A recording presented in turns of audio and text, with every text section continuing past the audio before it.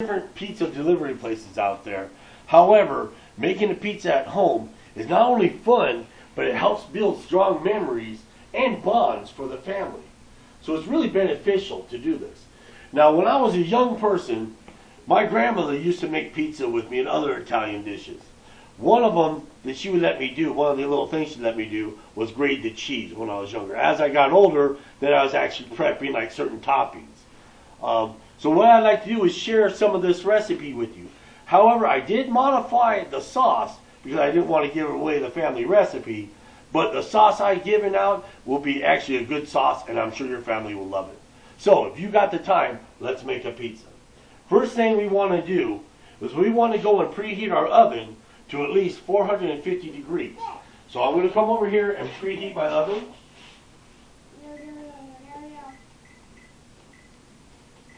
Okay, we got that going. Now, before I start my pizza, making the dough, it's always best to start your sauce because that usually takes a little longer to make. So the best way of doing it, to simplify it, what you're going to need is some tomato puree sauce. Okay, and usually a can like this, it's usually like a 29-ounce can. This will do it. Okay, now you can use roughly, say, a teaspoon and a half to a teaspoon and a quarter of Italian seasoning. The Italian seasoning has basically your thyme, rosemary, basil, oregano. So it has a lot of this already mixed in, so it makes it a little bit less for you to have to measure. Next you have your garlic. Okay, I usually add it to taste, but to make it just to where it's even for everyone, I usually use at least 1.5 teaspoons of garlic. The next I like to use is olive oil. Now the olive oil I use is usually extra virgin olive oil because it's fresher. The fresher the better. You can use other olive oil, but for me, I use the extra virgin. For the olive oil, you want at least 3 to 3.5 tablespoons of olive oil. Okay, so we're going to go ahead and start with our sauce. In order to do that, I'm going to need at least a medium saucepan. So from here, before I go and do anything else, I'm going to measure my garlic, which is minced, and my olive oil into the pan, and I'm going to saute it. The best way to saute your garlic is to have it on a very low heat, just enough, and saute is roughly just to where you get the garlic soft. Okay, you just want enough to where you can kind of mush it a little. Alright, so I'm going to put my pan on, turn on the flame to a low flame, and I'm going to measure out my garlic.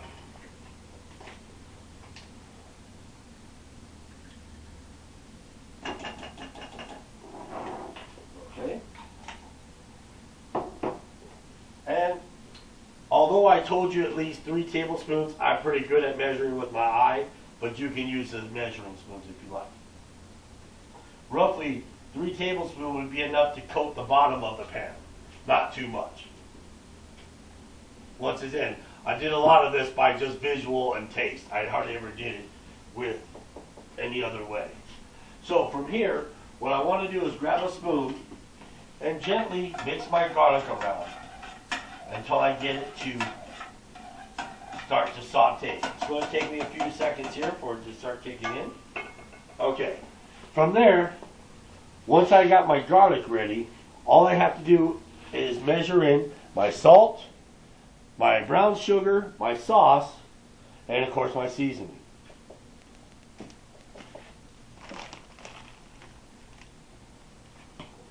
Also, depending on how you like it, I usually add red crushed pepper to it.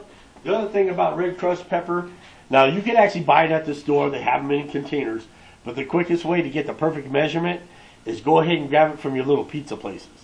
If you go out for a to-go pizza or whatever, a restaurant, these little things, you pick them up with you. It's great to have. That way you can add it. You can also add other foods you make.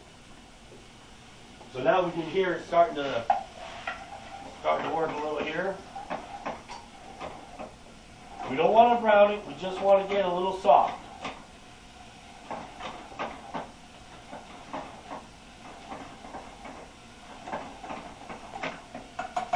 At this point I'm going to turn on the overhead exhaust. Okay, from here, I already pre-opened my sauce can, so I'm going to throw away my lid. And at this point, since I already sauteed my garlic, you see it didn't take that long to do so. At this point, I can go ahead and pour in my puree, the tomato puree. And I can go ahead and throw it in my can. I'll stir this up a little bit. Once again, keeping it on a low flame. Don't have to have it too high. At this point, once again, I'm going to mix in my crushed red peppers.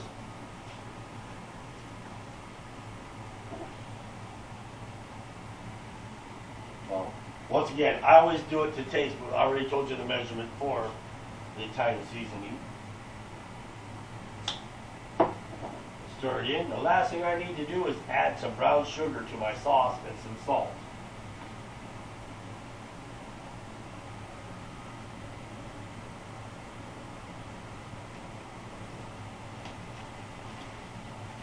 The brown sugar, really you only need 1 tablespoon for brown sugar.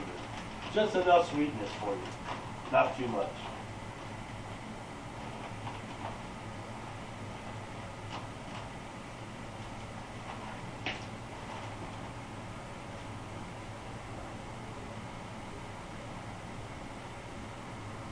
I just want to stir this in enough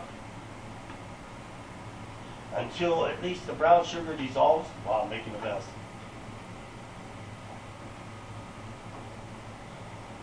Once I have it to where it dissolves, I will leave it on a low heat. I will cover it. And while this is simmering, I can go ahead and start on my dough. So, for my dough, sorry, I also wanted to add salt, but yeah, my salt, not my salt. Once again, I just add to taste.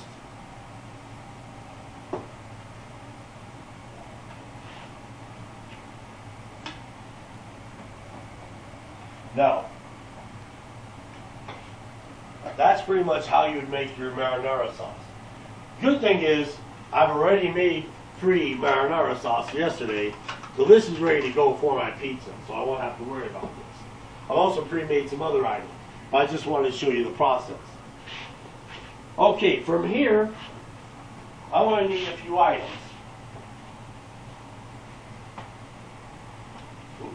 I need this too. Actually, I have mine in there. Okay, so for my dough, basically I'm going to need some salt, some white sugar. I have my sugar in a little container, and this is actually more of the dietary sugar, so it gives you the same sweetness without having to worry about it being too much sugar for you.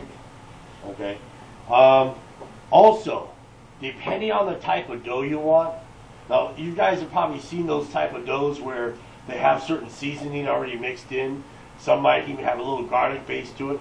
You can do that at this point. If you wanted to try something new, like maybe add a little Italian dressing to your dough, you can do that. It'll give it a certain herb taste. Same if you wanted to add maybe some more Italian seasoning to your dough. Any one of these things will do. So, for my dough, as you may have noticed, I need at least 2.5 cups of all-purpose flour. As you can see, I already pre-measured it. It makes it easier when I'm starting to mix it in. Oh, sorry. Forgot my other half cup. Okay, I did still pre-measure it. Okay, now from here, for making my dough, I'm going to also need at least, now this is roughly like a 1/4 ounce of yeast. Yeah, 1/4 ounce of yeast. But if you don't have, like say these little packets, which usually comes 3 in one whole packet, you can actually get the regular dry yeast, a container of it, and all you have to do is at least 2¼ teaspoons of yeast to 2.5 cups of flour. This will make roughly 1 deep dish pan. Another good item I picked up, just so we know, is a nice deep dish pan. Now you really don't have to go this extravagant. You can actually use a regular cake pan if you want to make your pizza. I just use this because it has the holes inside the bottom and it allows more flow getting in, and it makes the dough cook evenly. We're going to use this later on.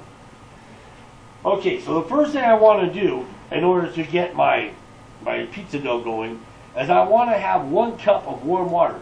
Now they say about 110 degrees is what I want, but how do you know what 110 is unless you have a thermometer, right? A good way of doing so, and what I've done when I was a kid, was I used to get a cup of warm water by basically putting the cup of water on a pan, heating it up until it was a little vapor coming up, a little bit of steam. As soon as that would happen, I'd pour it into the cup and I'd fill the cup and see how hot it was. If it was too hot, I'd let it set a little bit, right, until it was just warm enough to where it was warmer than my hands. Obviously, since we have microwaves, it makes it a little bit easier. We don't have to wait as long. So what I do is I go to my refrigerator. I'm going to dispense my water. Now, depending on the type of microwave you have, depends on how long you're going to have to microwave the water to get it to that temperature. The good thing is I've already tried mine out, but the best way to do it for yourself is to go 30 seconds at a time. So roughly, you'd probably put it in for like 2 minutes max. Let the thing turn around on the microwave, and after the first 30 seconds, pull it out, grab your little cup, and see how hot it is. If it's still not warm enough, then leave it back in there and turn it on. Some will take 30 seconds, some will take 2 minutes. Mine, however, takes 2 minutes. So at this point, I'll put it in my microwave, cooks it for 2 minutes, and as soon as it goes off, I'll pull it out and I'll check it. Once that's done, what I'm going to do is I'm going to mix my yeast and my sugar into the bowl with that warm water. Once I have it in there, I'm going to mix it up just to where I get it dissolved all the way and let it set until it's smooth. So at this point, I can go ahead and just start adding my yeast, and I'll go ahead and add my teaspoon of sugar.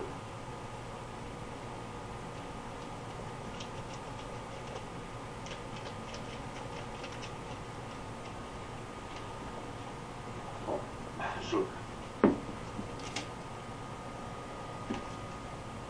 Now once again, usually what I'll do is I just do it to taste. And there's my sugar. So now I'm going to go to my cup.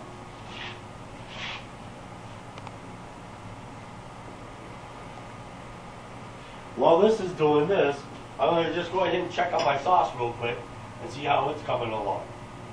And I can see it's starting to get the same consistency. The reason why you want it on a low flame is it'll reduce at a low rate and it'll give you a thicker sauce. If you try to put it on now, it's going to be too watery. So you want to let it reduce a little bit. That's why I can't use this one to make this speech on during this speech. And that's why I pre-made my other sauce. Okay, we're almost at the same time, or the right time for our water.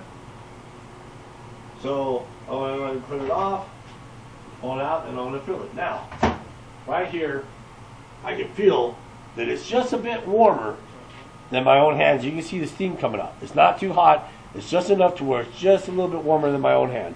Believe me, if it was really hot, I wouldn't be touching it like this. All right. So therefore, at this point, I'm going to go ahead, pour my warm water into my bowl, take a whisk, and I'll whisk the ingredients until I get it thoroughly dissolved.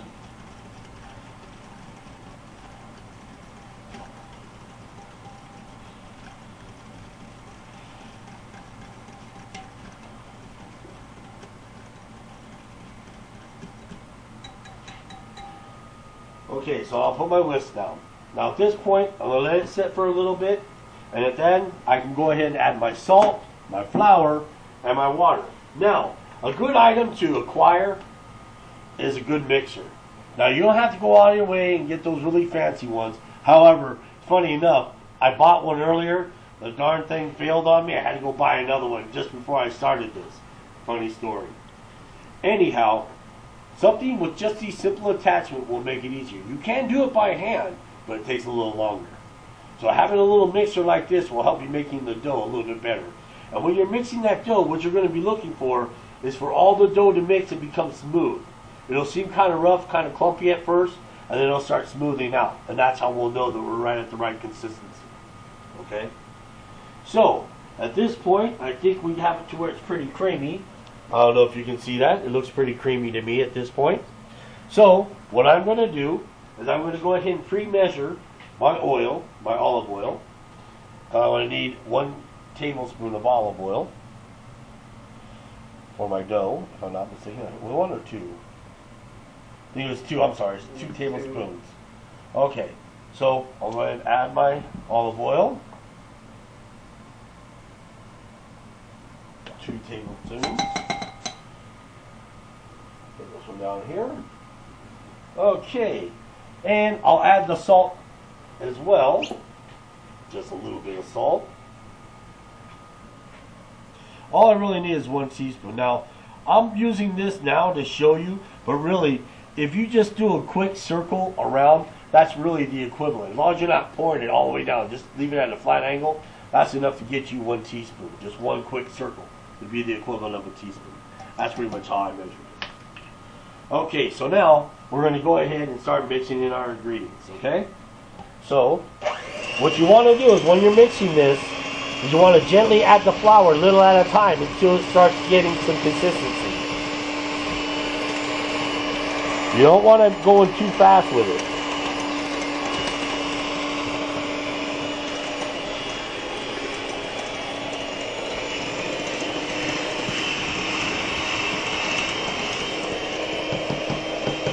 Okay, at this point I've already got it mixing up. So now I'm going to add the rest of my flour, move my olive oil out of the way. And you can see how it's starting to get a little clumpy. If you bring in the camera right now, you can see how it's starting to get a little clumpy there. Eventually it's going to start mixing it up. You're going to see some chunks flying. But you can see how it's starting to get a little bit more smoother, little at a time here. I'm going to pour some of this down so you can see it's kind of going.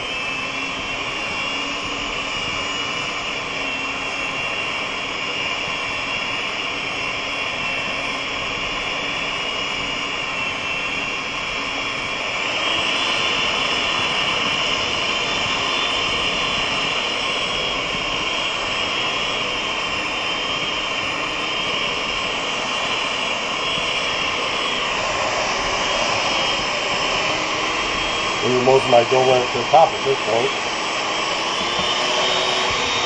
Oh, got some right off. Once you know it, the beater went in there. Just give me a second. Should not do this, but chances are the beater wasn't in all the way, which is what caused it to come out. It's not a big deal. You can see how it's starting to get smooth anyway. So it's not as if it's for naught. Looks like I got more on me than in me, huh? Once again, family fun. What it's all about.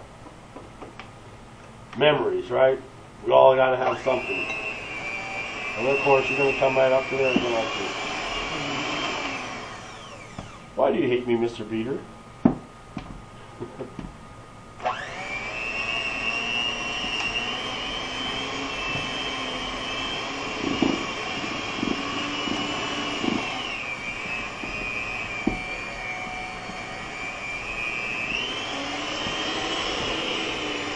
I'll do with one if I have to. Great. I have one where the power fails, and the other one where the beater doesn't want to stay in.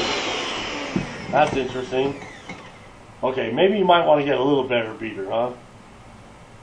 I'm not going to say the name, Ack+Decker, but maybe you want to get something better than that. That's pretty bad when your beater keeps coming out like this. Normally, it shouldn't be this bad.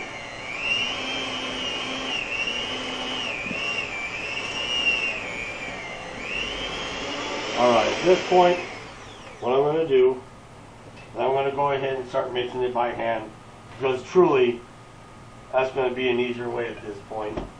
And all I'm doing is fussing with it. And I guess now it's time to get me a new beater. Although that's a pretty new one. I just got it just a few minutes ago. Interesting. Okay, so, once again, I told you, you can mix it by hand. It's just a little bit harder. So now you get a real treat. You get to see me actually mix it by hand. So all you're doing is trying to get all the flour inside to mix up. And when you're done,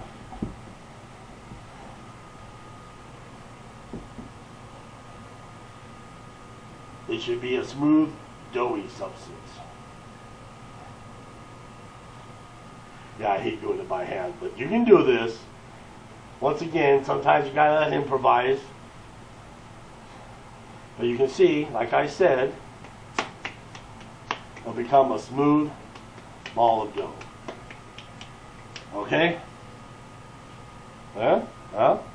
Okay, now, even though the dough is done, we still have to let it rise a little bit. So the best way to do that is we put our bowl down here, our little ball down here, and we take and we cover it with a towel. Alright, you want to keep it in a warm place for a few minutes so it rises. Once again, I told you I pre-made a few things. So, I actually have one dough that's already been risen and ready to go, and you can probably see the difference. Now, now this has been sitting, and I have my hands pretty much with the flour, so you see it's not sticking. But this has been sitting a bit, so therefore it's not as sticky. When you're going to start making your pizza, forming your dough, many ways you can do this. The best way, to me, is with your hands. Kind of like how you'd make a hamburger, just pat it in your hands to get it kind of flat.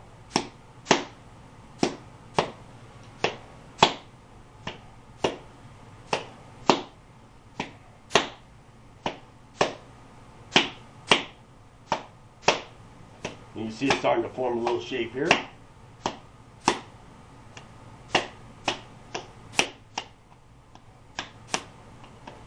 Now you could actually go and you can get a roller and do this, and it's the same, but you can see how it's starting to expand, starting to get a good shape to it. You want me to toss it. Well, this right now, it's sad to say, it's still kind of clumpy, so tossing it, all it'll do is make it a lob. But with the way it is right now, since I'm making a deep dish pizza anyway, make sure my pan's clean. I know I got a lot of bit of residue in there. I can take it here.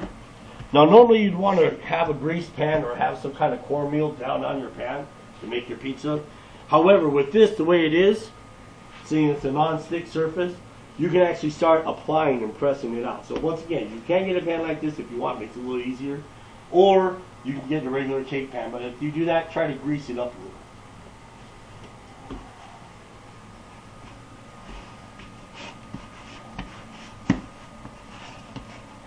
You see I'm stretching it in the pan. Okay, now from here, with your pizza dough the way it is, right? This is basically set up now as a deep dish pizza. Okay, you're ready to go. All you need to do at this point is put your sauce on and your desired toppings. Okay, when you're finished with your pizza,